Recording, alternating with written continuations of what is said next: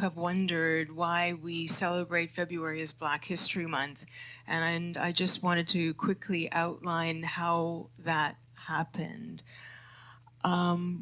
The Ontario Black History Society had succeeded in securing the first ever proclamation in Toronto for February as Black History Month by 1979. However, by the time I became the president of the organization, an unpaid position, in 1993, we realized by accident, actually, that it was not an automatic designation on an annual basis. Through quick action, I secured the formal commemoration effective in 1994.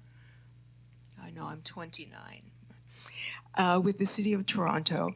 And because I knew how important this symbolic gesture was, how meaningful for our community, I sought provincial commemoration as well. Then I got commemorations with every province in the country, while I was also building up a community of interest through providing hundreds of Black history presentations in schools, talks, tours, exhibits, doing community outreach and advocacy.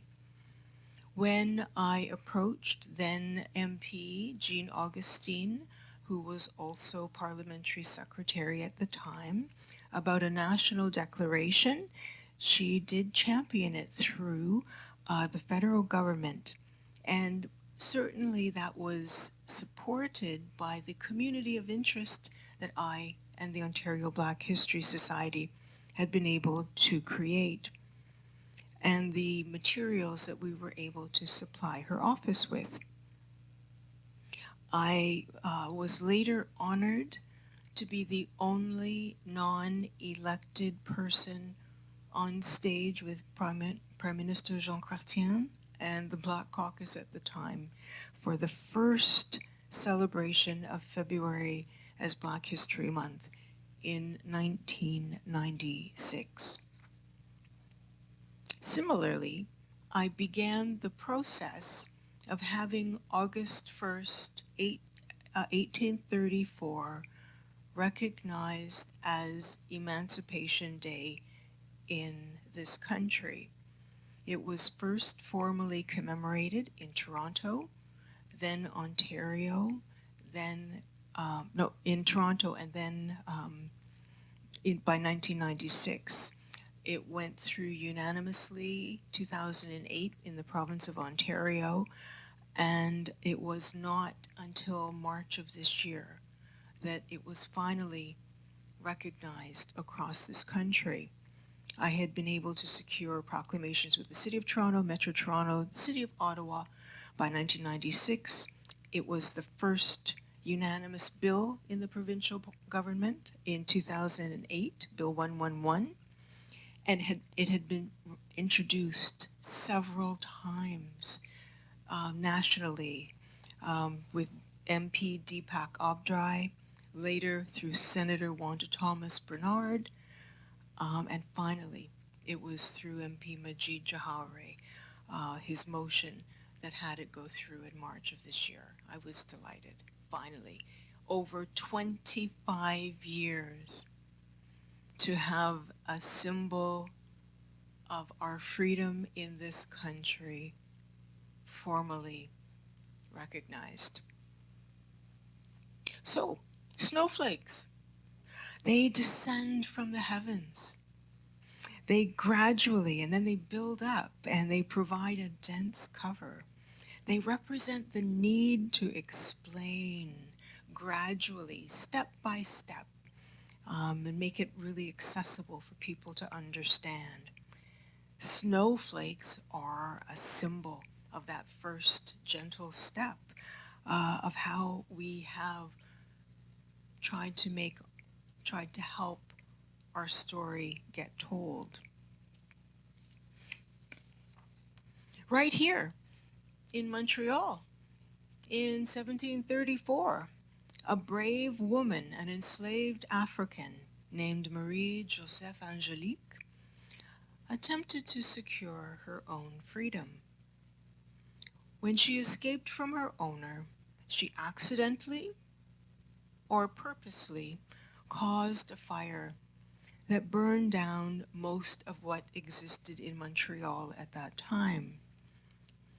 When she was caught, she was tortured, she was executed, and her ashes from her burned body spread to the wind. Snow is formed through a combination of particles in the air and water. This African Canadian woman forms some of our snow. We all are touched by her resilience in a tangible and intangible way. Another woman, Viola Desmond, a joué un rôle majeur dans le mouvement des droits civiques au Canada lorsque, le 8 novembre 1986, elle allait voir un film au Roseland Theatre de New Glasgow, en Nouvelle-Écosse, pendant que sa voiture était en train d'être réparée. Elle a été traînée hors du théâtre par la police et emprisonnée pour s'être assise avec des filles dans la section blanche seulement de la salle de cinéma. À l'époque, les Noirs ne pouvaient s'asseoir que sur le balcon. Le cast de Desmond est l'un des incidents de discrimination raciale le plus médiatisé de l'histoire du Canada et a aidé à lancer le mouvement moderne des droits civils ou des droits de la personne au Canada. En 2010, Desmond a obtenu une grâce posthume. La première a été accordée au Canada. La couronne de chef de la Nouvelle-Écosse s'est également excusée de l'avoir poursuivi pour évasion fiscale et a reconnu qu'elle a résisté à juste titre à la discrimination raciale.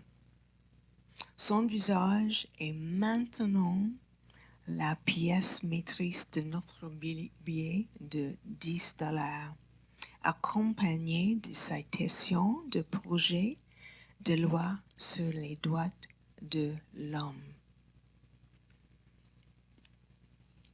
Une autre femme, Harriet Tubman, even though uneducated and enslaved as a child, she went on to become one of the most well-known conductors on the Underground Railroad, le chemin de fer clandestin. Once she determined that she would come to Canada, she used St. Catharines, Ontario as her base, launching at least 11 of her rescue missions in the United States, from St. Catharines to the United States. While the exact numbers may not be known, with her help or through her inspiration, thousands made themselves free in Canada. A snowflake may seem to be not too important, but the unique quality of the snowflake makes it inspiring. In closing, I just want to mention something that's very close to many people in Quebec. Certainly when I was doing my studies, in some of them in French, there was a singer-songwriter named Gilles Villeneuve, and he wrote a song called Mon Pays. And I believe that at the time, the song really did reflect his Quebecois nationalism, but it came to mind as I considered the theme of this wonderful event.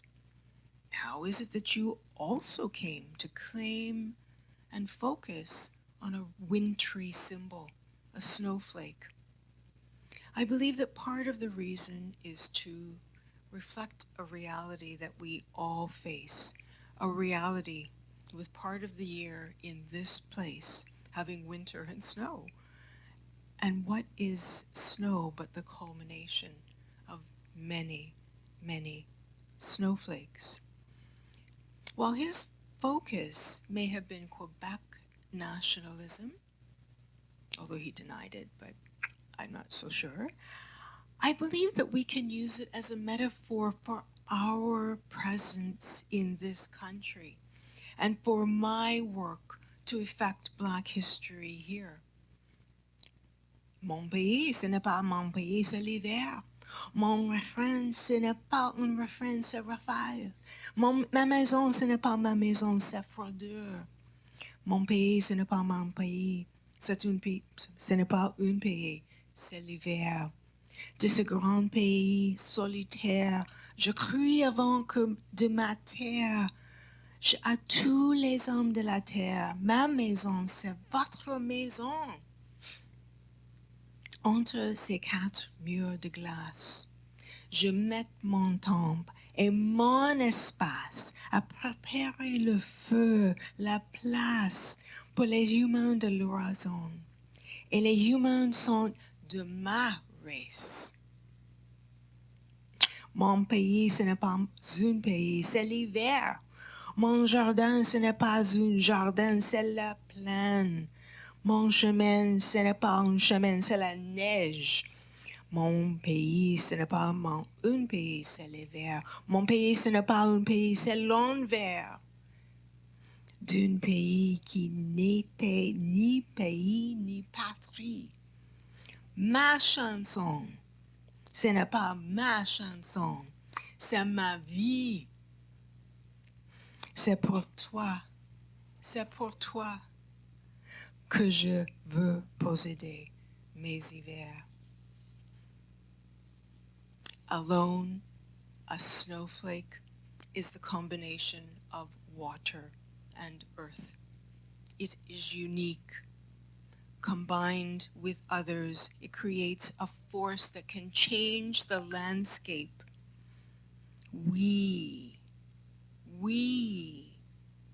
have contributed, defended, and built this country. L'histoire des Noirs est un racisme anti-noir séminal. Anti-Black racism engages les gens à faire le travail et à agir. Promouvoir l'ignorance n'est pas l'innocence. What will you do? Merci.